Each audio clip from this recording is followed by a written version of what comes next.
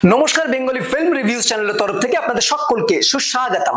আজ আমরা রিভিউ করব বিরসা দাশগুপ্তা পরিচালিত ব্যোমকেশ ও দুর্গ রহস্য ছবিটির ট্রেলার। আপনাদের সঙ্গে আমি তন্ময়। এবার যদি আমরা ব্যোমকেশ ও দুর্গ রহস্য এই ছবিটির ট্রেলারটা নিয়ে আলোচনা করি, সেখানে প্রথমেই বলতে হবে যে এই ছবিটি কিন্তু শরদিন্দু বন্দ্যোপাধ্যায়ের বিখ্যাত উপন্যাস দুর্গ রহস্য অবলম্বনে তৈরি করা। গল্পটি যদি খুব ছোট করে আমরা বলি, অরিজিনাল টেক্সট অনুযায়ী সেখানে দেখা যাচ্ছে ঈশানচন্দ্র মজুমদার খুন হয় এবং সেই খুনের রহস্য করতে ব্যোমকেশ এবং অজিত যায় পুরন্দর পাণ্ডের সঙ্গে এমন একটা স্থানে যেখানে দেখা যায় দুটো পাহাড় পাশাপাশি। একটি পাহাড়ের মধ্যে রয়েছে একটা দুর্গ প্রাচীনকালের, আরেকটি পাহাড়ে রয়েছে একটি বাড়ি সদ্য চুনকাম করা। এই দুর্গের মধ্যেই কিন্তু ঈশানচন্দ্র মজুমদার খুন হয়। খুন হওয়ার সময় তার হাতের মধ্যে ছিল একটা মোহর এবং তার ঘর থেকে একটা টর্চ কিন্তু মিসিং ছিল। পরবর্তীকালে আমরা জানতে পারি এই দুটি বাড়িরই মালিক হচ্ছে রামকিশোর বাবু। এরপর রামকিশোর বাবুর সঙ্গে ব্যোমকেশের বিভিন্ন কথোপকথন এবং তার আলোচনার মধ্যে দিয়ে আমরা জানতে পারি যে রামকিশোর বাবুর অনেকগুলো ছেলেপিলে ছিল। তার মধ্যে তার বড় ছেলে হচ্ছে বংশীধর এবং তার একটা মেয়ে ছিল যে মারা যায়, তার নাম হচ্ছে হরিপ্রিয়া। তার যে স্বামী মণিলাল, সে কিন্তু এখন বর্তমানে এই রামকিশোর বাবুর কাছেই থাকেন। সে কিন্তু বিএসসি পাস।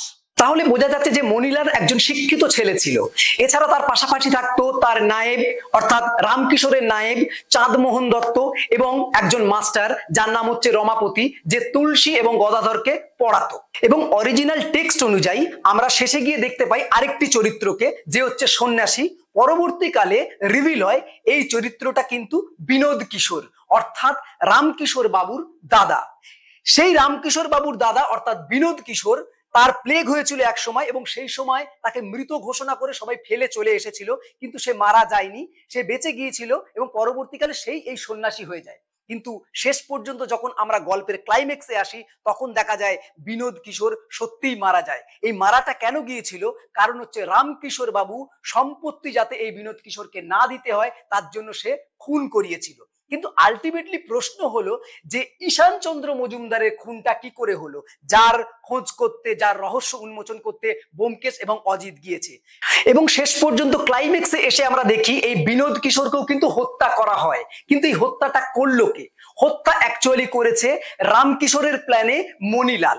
এবার সে কেন হত্যা করলো? কারণ রামকিশোর তার সম্পত্তি তার দাদাকে দিতে চাইছিল না, ফলত হত্যাটা করেছে। কিন্তু এখন একটা প্রশ্ন থেকে যায়, হত্যাটা বারবার দেখাচ্ছে যে সাপের কামড়ে হয়েছে, কিন্তু অরিজিনালি কি সাপের কামড়ে হয়েছে? এই রহস্যটা শেষ পর্যন্ত কিন্তু শরদিন্দু বাবু ক্লিয়ার করছেন এইভাবে। রামকিশোর বাবুর ঘরে দুটি ফাউন্টেন পেন ছিল, যে ফাউন্টেন পেনের মধ্যে কালির জায়গায় বিষ ভরে সেই ফাউন্টেন পেন দিয়ে কিন্তু সকলকে হত্যা করা হচ্ছে এবং পরবর্তীকালে তার নাম দেয়া হচ্ছে যে এটা সাপে কেটে মৃত্যু। এই পেনটাই মণিলালের কাছে পাওয়া যায় এবং শেষ পর্যন্ত মণিলালও কিন্তু সেই পেন নিজের হাতে ফুটিয়ে মারা যায়। এই হলো অরিজিনাল টেক্সট অনুযায়ী গল্পটা। কিন্তু আমরা সকলেই আগ্রহী হয়ে আছি যে দেব অভিনীত এই ব্যোমকেশ এবং দুর্গ রহস্য কেমন হয়, তার প্রেজেন্টেশন কেমন হয়। তো তার জন্য আপনাদের মূল ছবির জন্য অবশ্যই অপেক্ষা করতে হবে। এবার যদি এই ছবির কিছু কাস্ট এন্ড ক্রুতে চলে আসি, সেখানে আমরা অবশ্যই মুখ্য ভূমিকায় অর্থাৎ ব্যোমকেশের ভূমিকায় দেবকে দেখতে পাবো, অম্বরীশকে দেখতে পাবো আমরা অজিতের ভূমিকায় এবং রুক্মিণীকে দেখতে পাবো সত্যবতীর ভূমিকায়। এছাড়া পাশাপাশি আমরা রজত পাবো, শান্তিলাল এবং আরো অন্যান্য ক্যারেক্টারদের আমরা দেখতে পাবো এই মূল ছবিতে। অ্যাকর্ডিং টু দ্য ট্রেলার, এবার যদি এই ছবির কিছু ভালো লাগার দিকটা আমি আলোচনা করি, সেখানে প্রথমেই বলতে পারি মেকিংটা, অর্থাৎ মেকিংটা এমন ভাবে করা হয়েছে যে ছবিটার মধ্যে যে রোমাঞ্চ সেটা কিন্তু আমরা অনুভব করতে পারি। এবার যদি এই ছবির কিছু টেকনিক্যাল পার্টের দিকে আসে, সেক্ষেত্রে কিন্তু ডিওপির কথা অবশ্যই বলতে হবে। এখানে ডিওপি যেভাবে অ্যাঙ্গেলে প্রত্যেকটা দৃশ্যকে ক্যামেরা বন্দি করেছে সেটা কিন্তু আমাদের খুব ভালো লাগে। এই ছবির মধ্যে আমরা কিন্তু বেশ কিছু জায়গায় পুরনো মন্দির, পুরনো বাড়িকে দেখতে পাচ্ছি, পুরনো দুর্গকেও দেখতে পাচ্ছি। ফলে সেইগুলোকে এমন ভাবে ধরা হয়েছে একটা ওয়াইড অ্যাঙ্গেলে, সেটা কিন্তু দেখতে আমাদের খুব ভালো লাগে।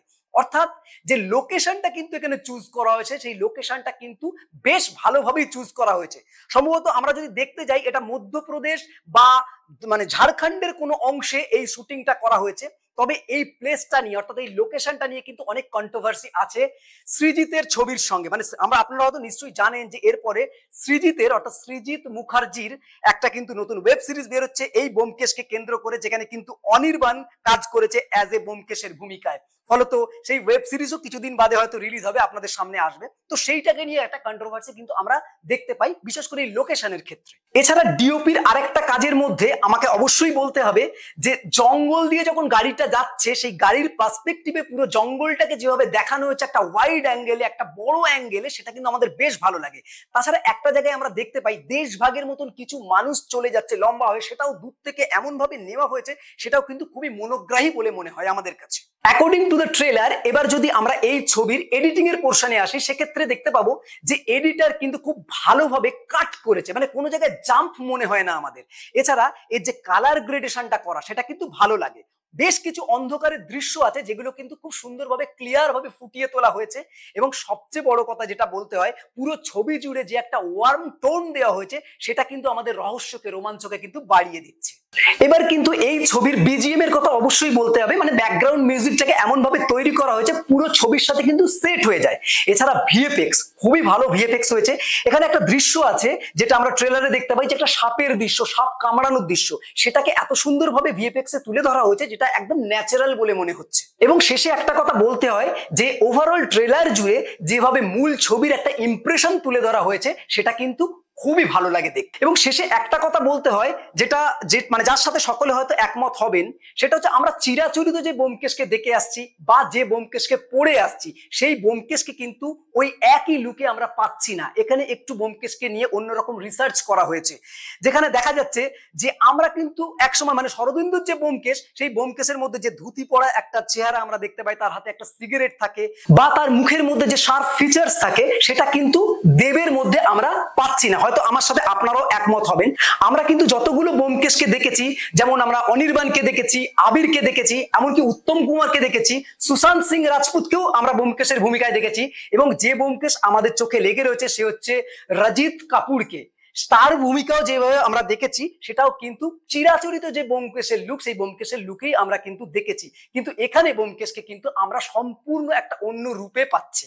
তো জানি না ছবিটা কেমন হবে, অবশ্যই আপনারা ছবি দেখার পর কমেন্ট বক্সে জানাবেন। এই হলো ওভারঅল রিভিউ। এরকম আরো নতুন নতুন রিভিউ জানতে বেঙ্গলি ফিল্ম রিভিউজ দেখতে থাকুন। আপনাদের গুরুত্বপূর্ণ মতামত আমাদের কমেন্ট বক্সে অবশ্যই জানান। বেঙ্গলি ফিল্ম রিভিউজ সোশ্যাল মিডিয়াতে সব জায়গায় অ্যাভেলেবেল আছে, সেখানে আপনারা আমাদের ফলো করতে পারেন। বাংলা সিনেমাকে এগিয়ে রাখুন, বাংলা সিনেমার পাশে থাকুন। Thanks for watching।